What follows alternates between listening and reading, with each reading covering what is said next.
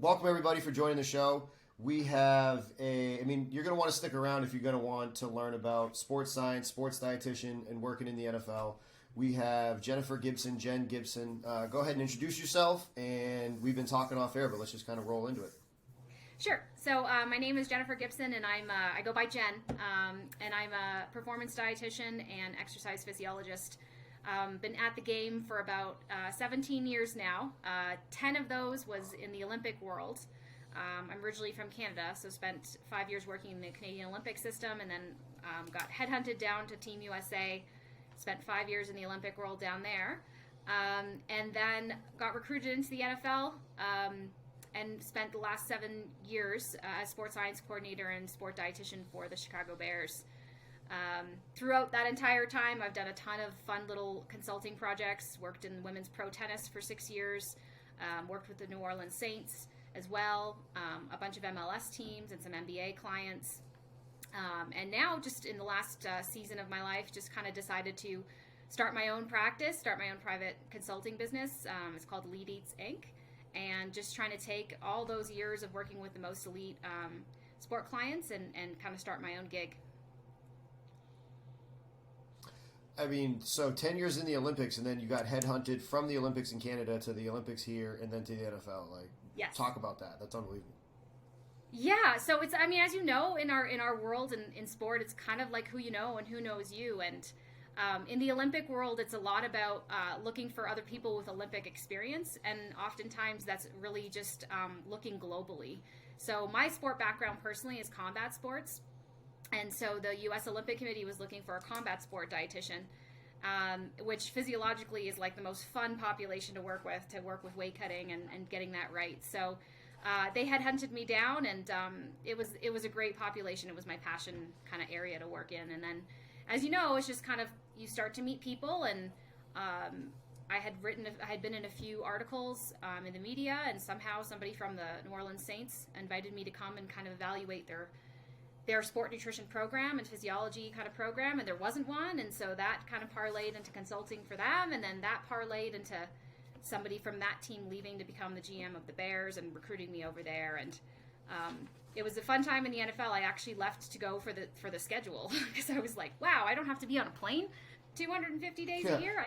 I could just get to go every other weekend for a night in a charter. This sounds awesome. So it was definitely a fun opportunity to build a program from like literally nothing, and just to get to experience that world for a really long time. That's awesome.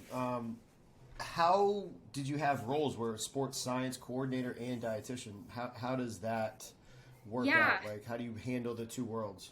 Yeah, so for me, that's all. I've always had that dual role because my education was, I did a traditional, Bachelor of Science in Nutrition, dietetic internship, worked kind of in the dietetic world.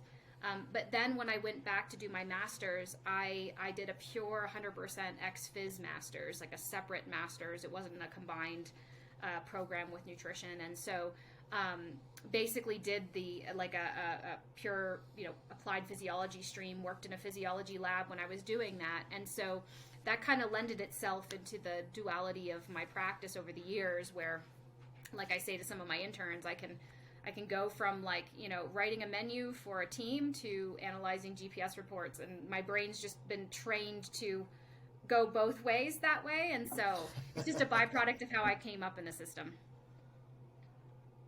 I mean, that's impressive that you could, be doing both, but at the same time, it's probably beneficial because if you're working with strength and conditioning coaches or sport coaches and it's different times of the year, and then you can interpret what the data means for the amount of workload that they're doing, and then, try to properly prescribe the nutrition that would help them with that certain phase. Is that things you were doing? Yeah, and really I think just having a sound understanding of applied physiology and testing and how you can kind of incorporate that.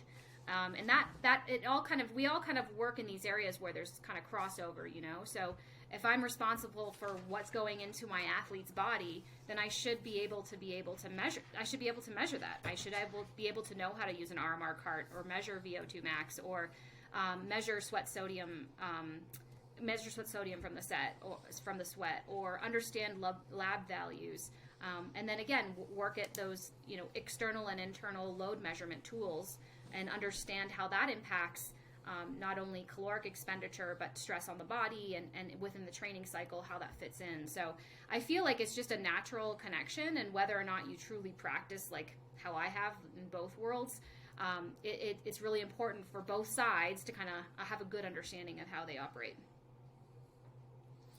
You mentioned it with the hydration and the sweat rate. How, for our listeners out there that maybe don't have as high level, education as you do, what would be some of the best recommendations to measure hydration and sweat rate testing? Yeah, so the most important thing to remember is that, first of all, every single athlete is an individual when it comes to this. So if you're working in a program and you're giving blank recommendations or like generic recommendations for everybody, then it's pretty much the same thing as telling everybody on your team that they need to eat a 2,000 calorie diet, like you see kind of, recommended from the FDA, So remember, for hydration, if you're in that position where you're just giving like, oh, you need to have 2 liters of water a day, like you're really, really missing the mark, because hydration status and losses are very individually determined and usually just set genetically. So the other thing to remember is that measuring it is a comprehensive approach. And so I've taught a few lectures. It's called 360 hydration assessment. And so what that involves is you have to get a measure of fluid loss, which you can easily do through a pre and post weigh-in situation. Ideally, you want to be able to measure what's been consumed, but you don't necessarily have to do that. And you really want to make sure you're trying to standardize the clothing and what the players are wearing before and after, because you've probably experienced this too. You get a guy that weighs out with his sweaty gear on, or even just some extra pads, and you've messed your whole calculation up.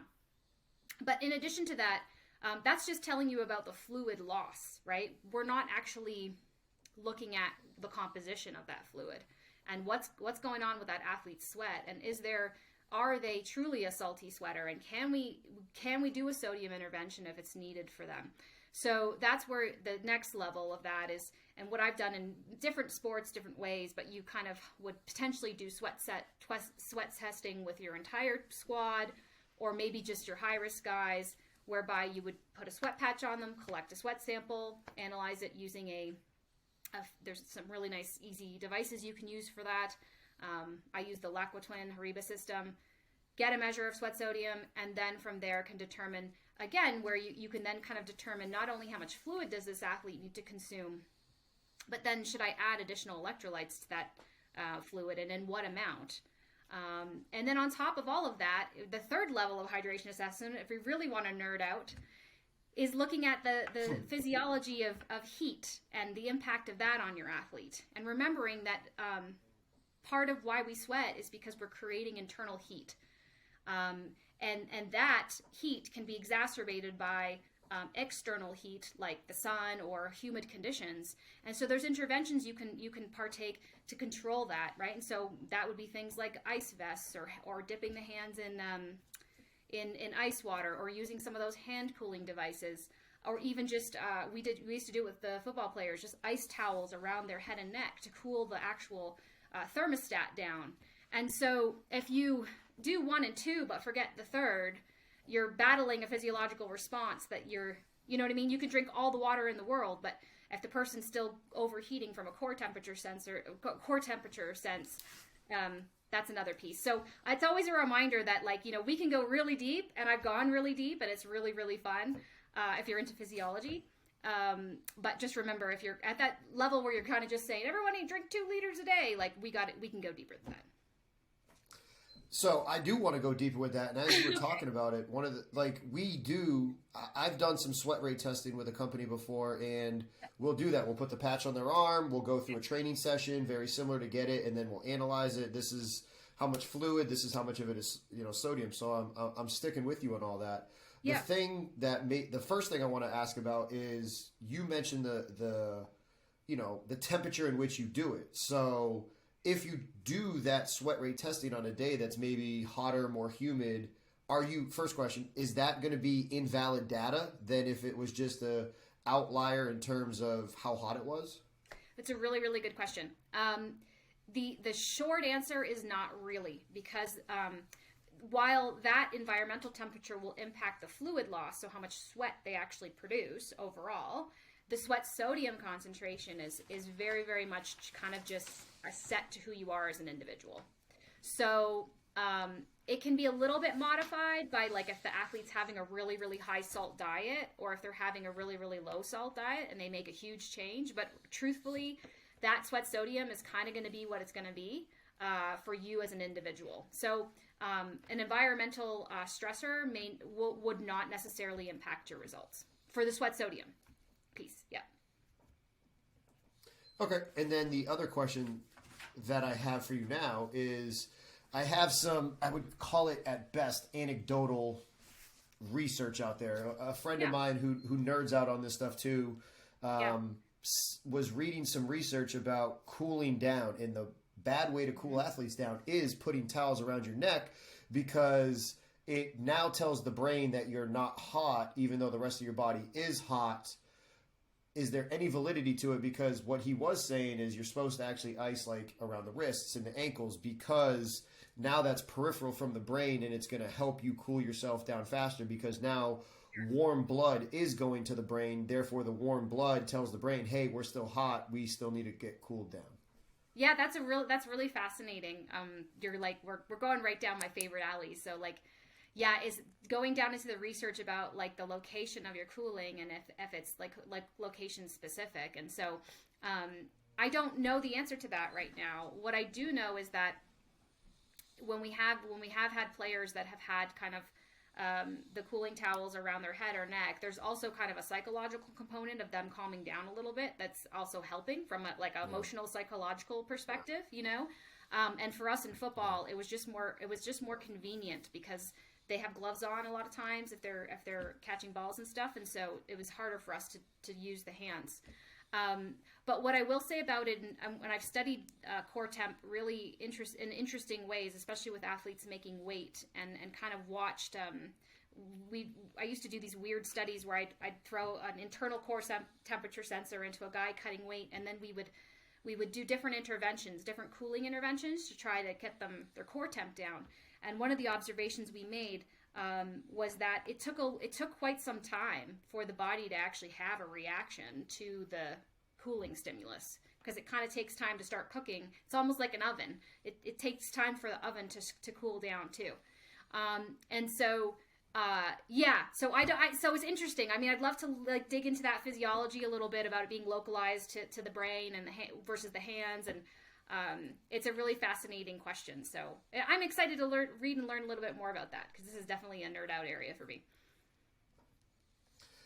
Speaking of nerd out area, what was the biggest thing that you would then nerd out with on the data analysis side? Because, you know, it is a hot button topic, and our listeners, you know, a ton of them have Catapult. So what has been the biggest nerd out moment for you within the technology side? We kind of talked about the nutrition side. Oh, that's really interesting. You know, to be honest with you, the most interesting challenge for me working in that side of things has been, as a person who understands data and going deep into the data, we can get really, really busy with like getting deeper and doing stats and looking at correlations and seeing if we can find these little connections to things like, previous injury and what's is it, can I develop a risk assessment based on that and use all my data and kind of come up with risk scenarios and all these fun like scientific things.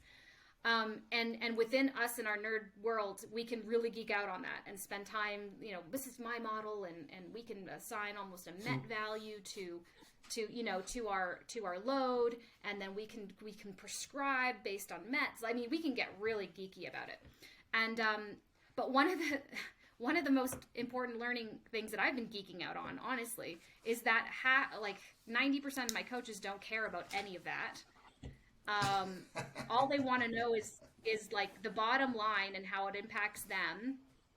And so part of what I really geeked out on as a side geek project was trying to find different ways to present the data in a way that the coaches would absorb it and take it and value it.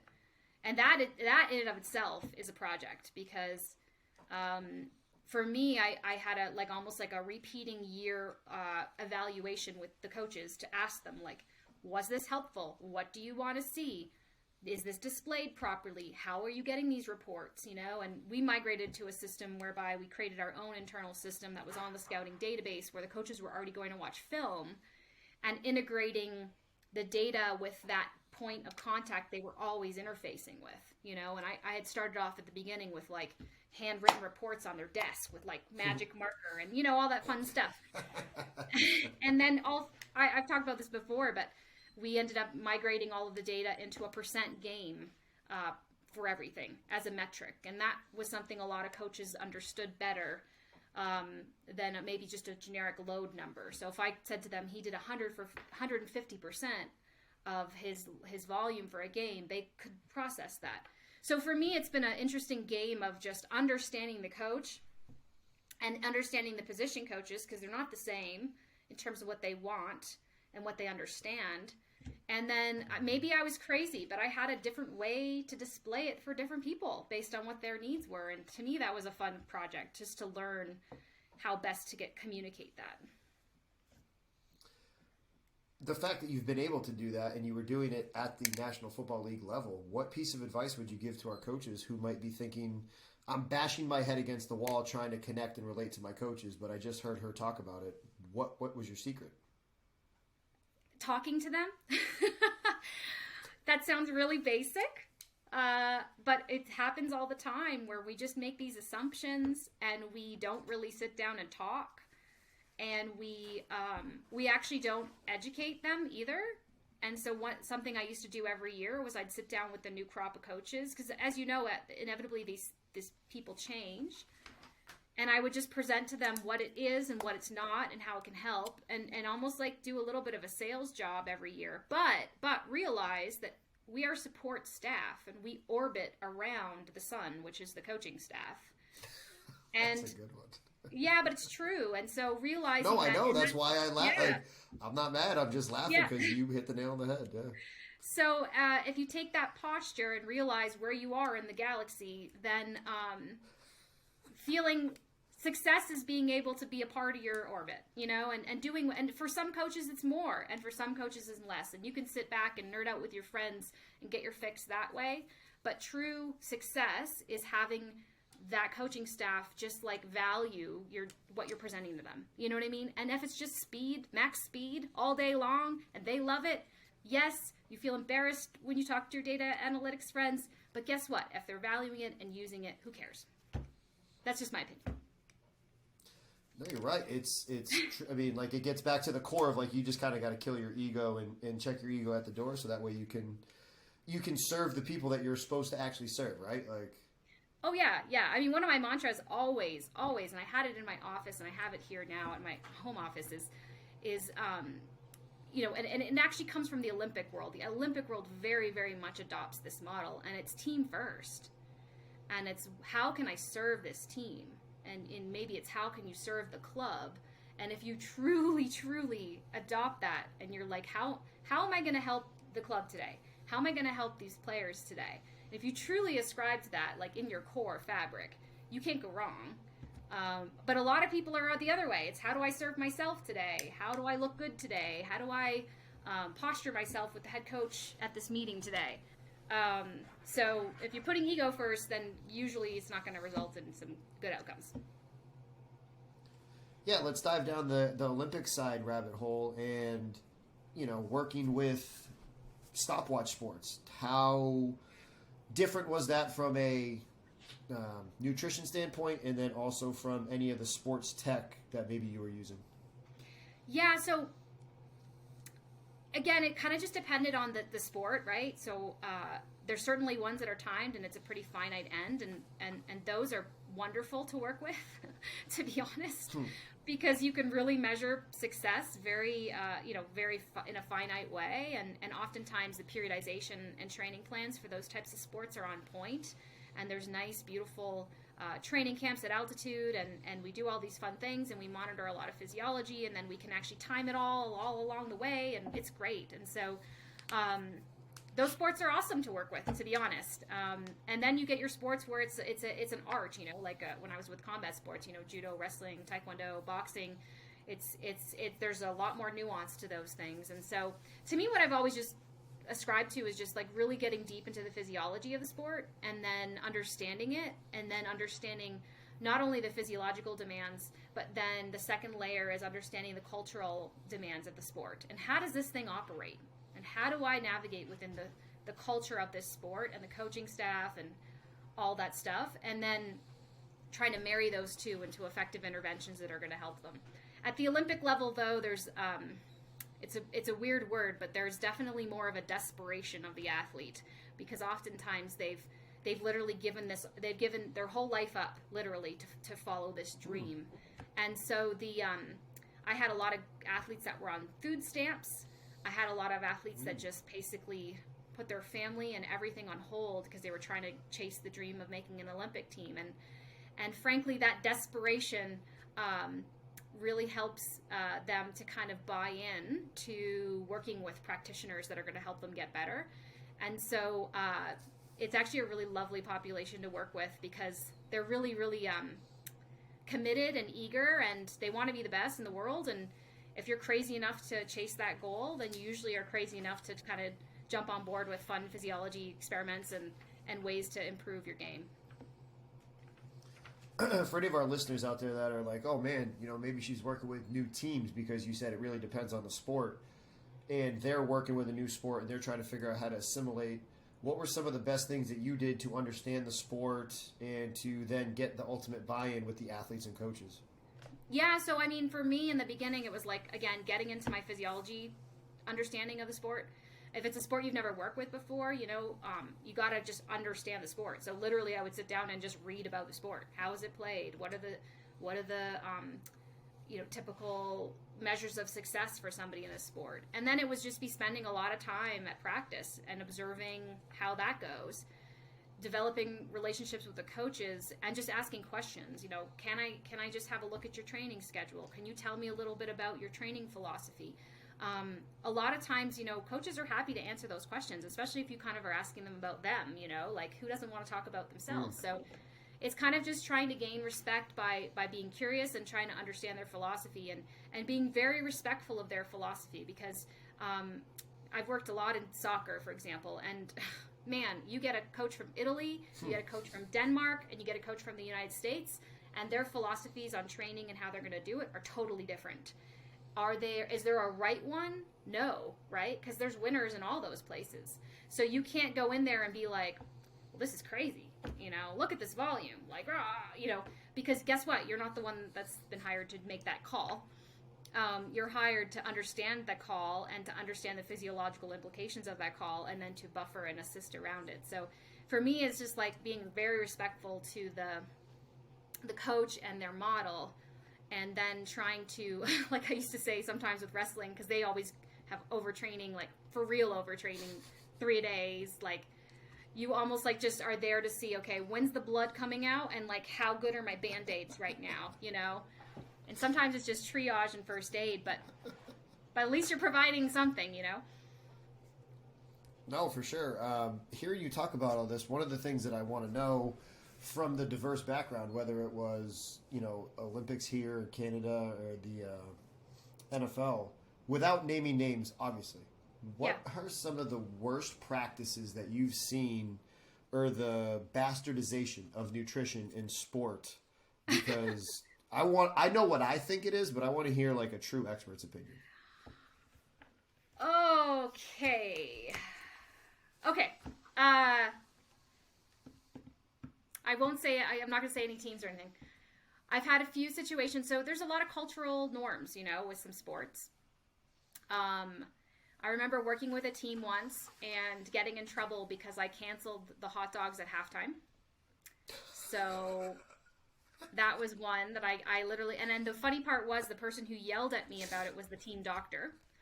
So I got yelled at by the team doctor because I got rid of hot dogs at halftime for an elite team.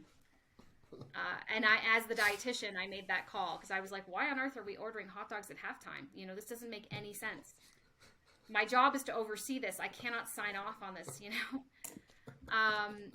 That was definitely one of those moments in my life. I think the other thing too, and I used to have a saying in the NFL, like, I used to call it on your own time and on your own dime, because I would have requests from players to order like deep dish pizza, or like any sort of fried foods, or like basically carnival foods, and our coaches have this fast food Friday cultural thing. And so I would kind of like always offer both, you kind of have the fun and the healthy. But I know that some people kind of really dive into that really hard, and they almost make the food situation a popularity contest. Like, the more crap I can serve, the better the players are going to like me, My mantra was always on your own time and on your own dime. If I'm being paid as the team dietitian and it's my job to be responsible for our budget for that, then I can't spend again, if I'm putting the club first and I'm putting the player first as my anchor point, I would say on your own time and on your own dime. You go buy it. But I can't, with good conscience, spend the club's money on this. So, physiologically, with the combat sports, I mean, you name it. Every bad practice you can think of. My one boxing athlete I'll never forget. I had just done a whole session on, the physiology of weight cutting, ways to do it properly. I was all up there puffing my chest, thinking I was the smartest person in the room. And on the way back, we were walking back, and he's like, I don't know why you got to make it so complicated, man. And I'm like, what do you mean? He's like, if I want to lose weight, I just don't eat. Problem, solution. And he just walked away. Yeah. Why did you make it so complicated? Like, what is wrong with you? He's like, I don't know why. I just don't eat. That's it. And it was like one of those moments in my life where I was like, well, yeah, you're right. Like, if I literally took you all and put you in a cage and didn't feed you, it would happen. It's going to happen. There's no thyroid problems when that's the situation. But it was one of those moments where I was like, okay, I got to remember who my population is and where they're coming from. That's a wake up call right there. What flip side? What's been like, best practices? Like, holy cow, I was really not expecting it to be this good. For these people reached out, and I'm really impressed with how well they've done it. Yeah, that's a really good question. I think, to be honest with you, like, not every single Olympic sport is perfect, but when I worked for the U.S. Olympic Committee and the Canadian Olympic Committee, what I really appreciated about those groups was that they were really on point with hiring like the very best at what they do. And there was they really, really, it wasn't a buddy system hire like sometimes we encounter, in some situations. And they really, really tried to handpick some of the best practitioners in the world. And so a lot of the people that I worked with, I mean, all of them had PhDs. I was probably the only one that just had a master's, and I felt very inadequate with that. But, I loved working with people that were like way smarter than me, and definitely that comes with ego. But we all had respect for each other. And so that environment was really fruitful and really intellectually stimulating for me. And I know that's not necessarily like, common everywhere you go, to work with a lot of really intelligent and smart people who are the best at what they do. And so I appreciated that about working within the Olympic Committee and working for the Canadian side, is the staffing and the way that they really went about getting the best in the world. Really helped me develop and grow in a way that I never would have done if I had just been maybe in pro sport the whole time.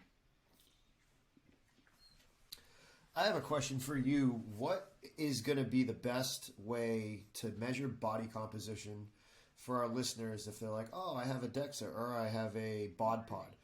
If somebody's got the two, which one should they use and why?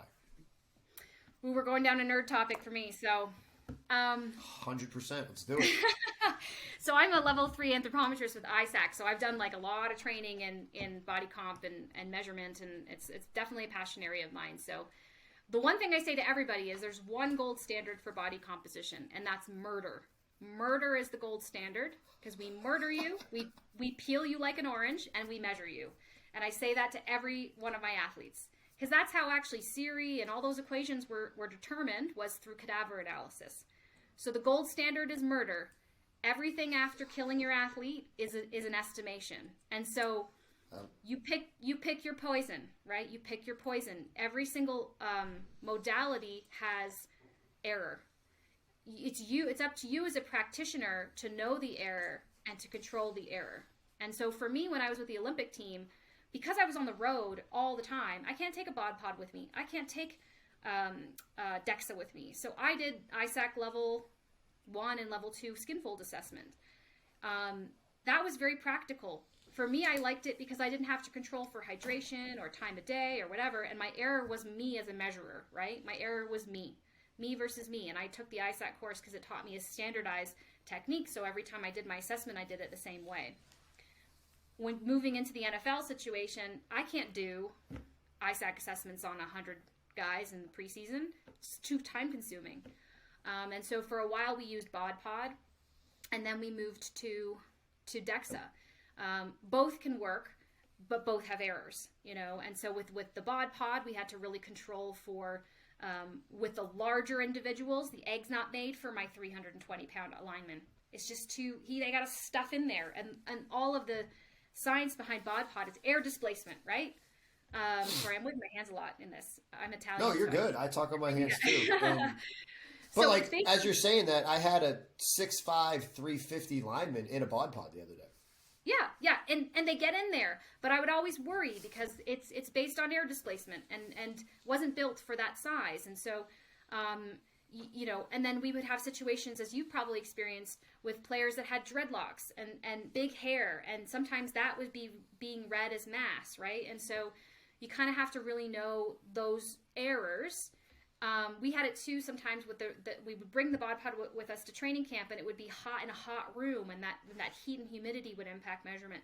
So you just have to kind of know that, and then really control. If you're going to be using this thing as a serial testing tool, you have to control if it's going to be serial measurements. So controlling the time of day, controlling what they're wearing, controlling, in some cases, what they're drinking. DEXA is fantastic. I've used it for a number of years. We had a Norland system at the Bears because it had a big scanning table, so I didn't have to squash them in. But if you have a gut full of food, it reads that as lean mass. So DEXA is really, we would only use it in the morning fasted, right? And then there's a time constraint because the measurement takes a little bit longer depending on how big you are. And so, yes, murder, if you can't do murder, know your methodology, but know the errors, and then and try to control the errors. And any of them can work as long as you are just controlling for the known error of your technology. How that ISAC, it takes a while to get that done, right? So it just depends. So there's level 1, and level 2 assessments. Level 1 is basically doing a 7-site skin fold and then doing some bone breadth measurements. And you can take the bone breadth measurements out if you don't want to measure somatotype or some of those other fun things. So it doesn't actually really take that long. It can take, depending, I just did a bunch of folds the other day with the MLS team, and it took me about under like 8 minutes per guy to kind of get it done. But I'm really proficient at it and kind of do all my landmarks really quickly. So it's not too bad. It becomes really unreliable when you have like overly fat players. So like for linemen, my caliper can't even get on there. And then the compressibility of the skin is really high, so with the dials going all over the place. So, you know, for those bigger bodied people or people that have a lot of excess body fat, you're not going to get any reliable data from them. So, yeah. So, but it's a great, I mean, I've been doing it for 10, 12 years now. I got initially trained in Australia with my level 1, and then I'm a level 3 now, so I can do instruction, and it's just a nice, cheap, and practical, portable way to assess something, which again, if you just minimize the error of your own internal measurement, it can be reliable, and you can use it to track serially. Now, as you talk about tracking serially, what would be the best way that you recommend you continue to, follow up? How often is too often? How often is not often enough? Yeah, so what we know is like so you measure and then you have an intervention, whatever your intervention is going to be. Is it exercise stimulus? Is it a nutrition intervention? And then usually you are not going to really start to see true body comp change at a fat level. I hate to say it, until like 6 to 8 weeks. And so I usually wouldn't really be doing my repeat testing in a quicker period of time from that, because as we know, the physiology of weight loss, a lot of times in the beginning it's glycogen, it's it's hydration, and your body's kind of just trying to adapt to the stimulus. And so usually 6 to 8 weeks would be where I would be looking at it. But so like I've had, some coaches reach out to me and they're body comping guys on a weekly basis or a bi-weekly basis. You're probably just tracking some hydration changes, and or glycogen changes. And I wouldn't rely on that data as something to tell me in a finite way about a body comp change from a body fat or a lean mass perspective until I've reached those other time landmarks. Sticking here, Yeah. drop a little bit of knowledge on myself and everybody. Like, okay, what is going to be the best recommendation for weight gain, weight loss? Following up on that, 6 to 8 weeks is when you would have people recomped. What would be some, recommendations you'd make to somebody that needs to gain weight, lose weight? Yeah, so there's really no magic to it, and I wish that I could like write a book that just had 2 pages in it, because really it's really not that hard. Although like the entire world makes it really hard, And I'm not talking about putting them in the cage either. Although that's very easy. Actually, that's an easy one. We're murdering people and putting them in cages. This is going really crazy. This conversation. Sorry, we guys. got some good titles. Easy. Yeah. But to me the fundamental part of getting it right is assessing their current habits and what are they currently doing. Because any sort of change, weight gain, weight loss, lean mass gain, body fat loss, any sort of change has to be a change from what they're currently doing, right? So if I'm currently, I'm just going really global here. If I'm currently consuming, let's say, 2,000 calories a day, that's what I always do. That's my habitual intake. And then I drop it down, and everybody always talks about, a 500 calorie deficit, or if you want to manipulate macros, you can skin this cat so many different ways. Intermittent fasting, meal plan and portion size, keto, cage, Weight Watchers, points. Like, you can do it. You just have to create a change from the norm, And then the second page of my book, evaluate what they're doing, come up with your intervention. Maybe it's 3 pages long. And then the third page is consistency. We don't get stronger when we lift once every 2 weeks. We don't get more flexible if we try to improve that once a week. Same thing with nutrition. Nutrition is 4 to 6 workouts a day, depending on how many times you're feeding yourself. And if you're not consistent with that, you're not going to get results. And I always tell my athletes that you strength coaches have it way easier than us, because you get them in a controlled environment for an hour, 2 hours, and you tell them what to do, and they're in. You have a cage that they're in. And sometimes we're murdering them. Like, go look at some strength coaches out there. It's like everything, right? And then from a nutrition perspective, I literally cannot be there at every single time they put something in their mouth. And that's the hardest part about being a nutrition professional, is that food is not just macros, it's behavior, and it's emotion, and it's habit, and it's very, very like human, And so to try to get in on all those workouts, is hard. But that's what you need: consistency, right? You need them to do it consistently. And I've had so many players that were like, "Yeah, I ate really well on Monday. Why haven't I lost any weight?" And you're just like, "Bro, this is a commitment, to making this change." So, yeah, that's kind of my answer on that.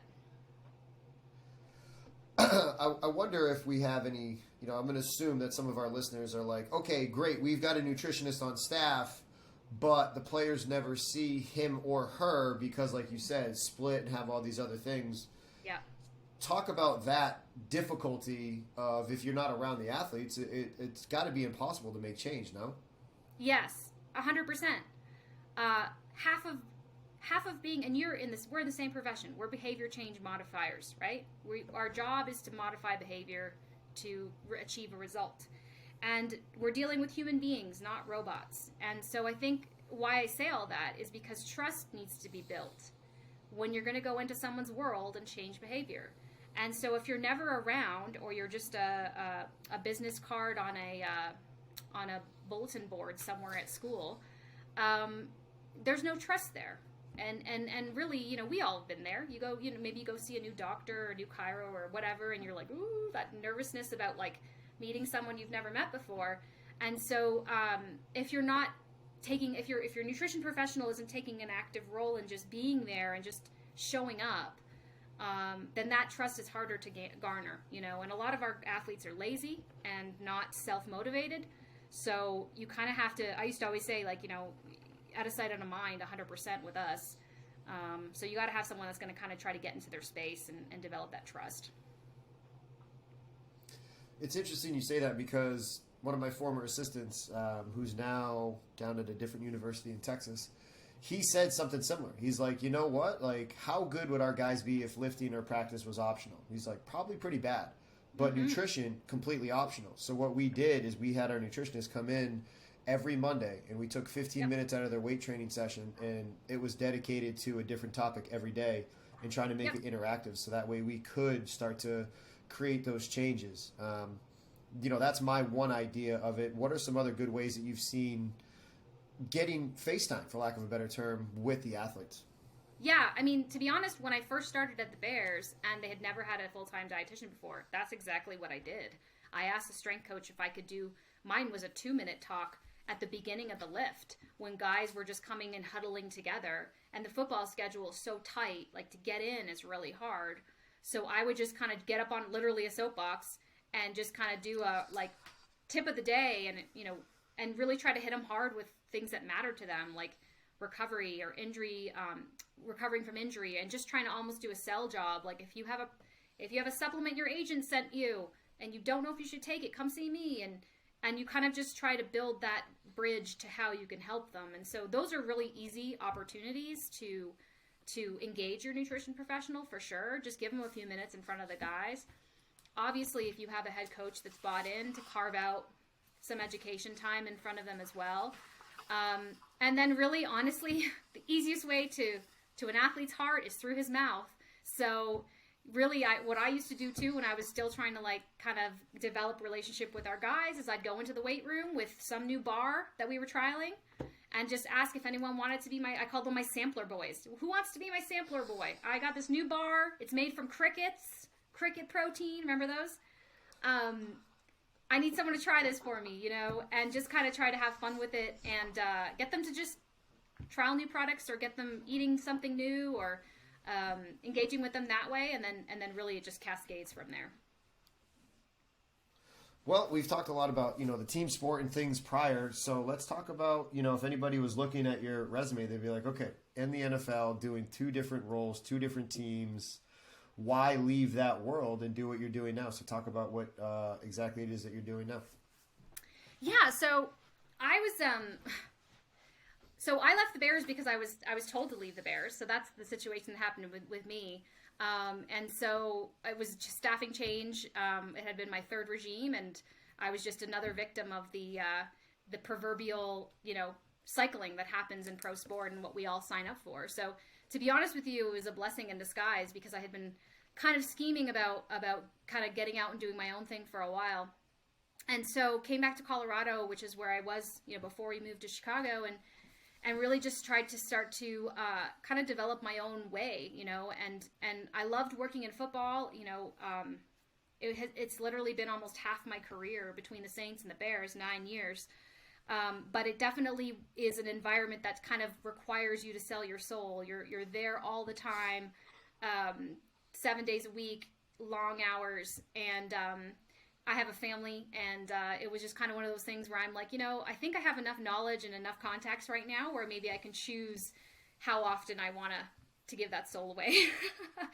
So it's kind of been a really fun experience, and actually getting back out and zoning out again out of the NFL world and getting back into some other sports has been really good and really refreshing to me. And being in this for so long and kind of having the connections and networks and the experience that I do, I'm also moving into kind of the training and mentoring piece in performance nutrition. So a colleague of mine, Dr. Dana Liss, who's a well-known researcher and dietitian, we've kind of started a group together called Performance Nutrition Professionnels. We'll be launching our LLC in a couple weeks. And we're basically just trying to provide training, really good evidence-based training and performance nutrition, not only for dietitians, but for strength coaches, athletic trainers, through courses that are actually in person and live and affiliated with academic institutions. So like our first one's going to be in conjunction with University of Colorado, and to try to kind of bring back some of that academic learning that we all did when we were doing our undergrad, but had no idea how to apply it, back to people who are like, we call it lab to life, like bringing back lab to life, but for people that are actually working in the field, So that's really exciting to me because I love teaching and I really love nerding out on science. And so it's kind of an opportunity to do both in my world, like still service with some teams here, but then also really get into my passion project, which is educating and training and mentoring. So we're excited for that to launch. You bring up a good point, because that's kind of, why we exist at Strength Coach Network, is trying to bridge the gap between real life and university setting, and why we have, the site in our fundamentals course, just to bridge that gap. And, for you and your colleague doing that with nutritionists, I think that's also huge, because there has to also just be a massive gap between what you're taught as a RD or as a nutritionist and what actually happens, because it's not taught in our world how to relate to professional.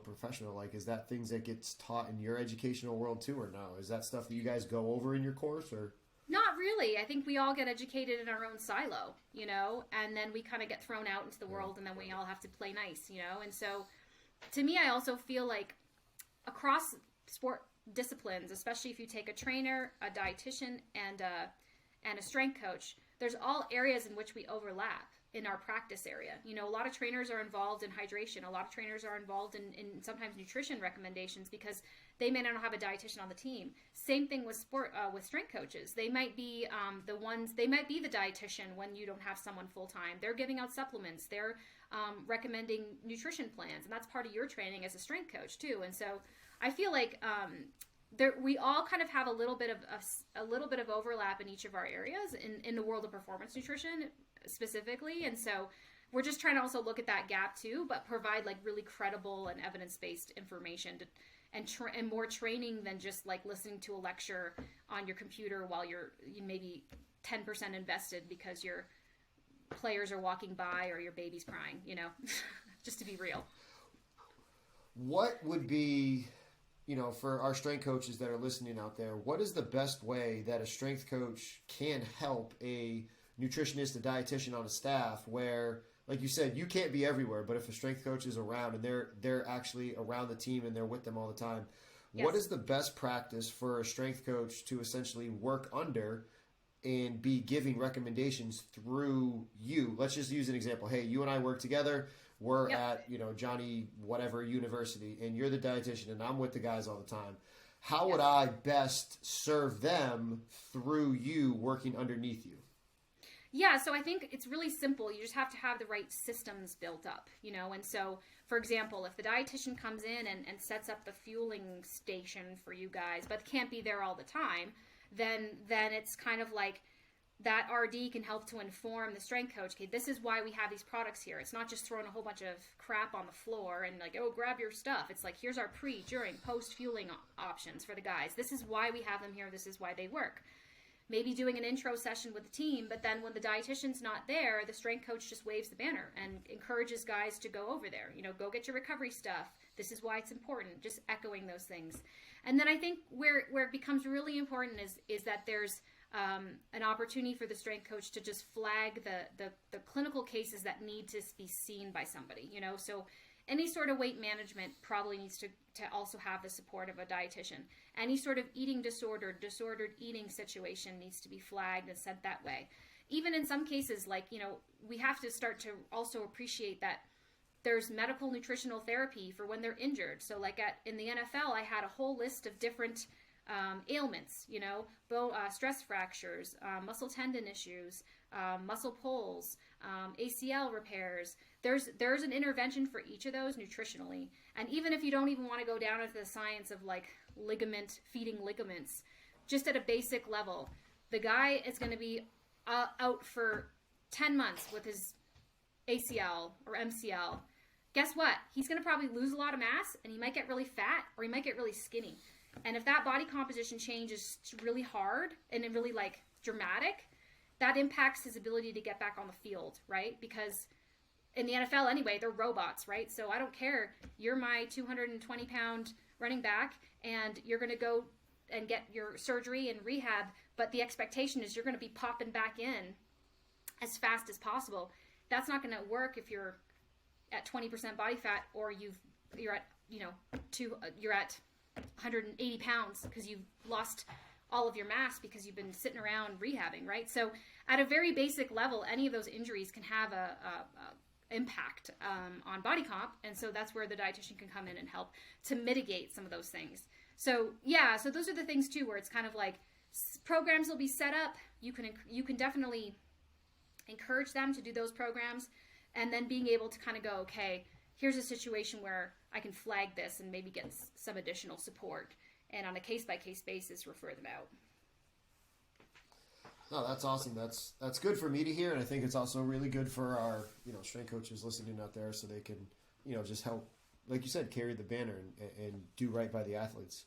We're coming up on the end of the hour here. Where can any of our listeners that have made it this far, where would they go to continue to follow you and continue to get to learn from you? Yeah, so on Instagram, I'm elite_eats Inc. So Elite Eat Inc. And we'll get that put up in the podcast. And then the website is www.elite-eats.com.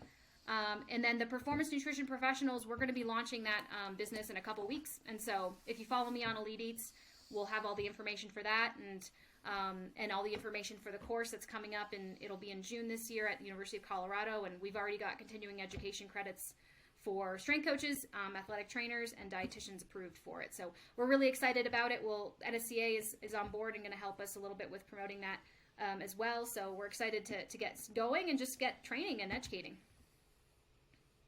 That's awesome, and we'll be sure to put that stuff in the show notes. So thank you very much, and enjoy the rest of your day. You too. Thanks for having me.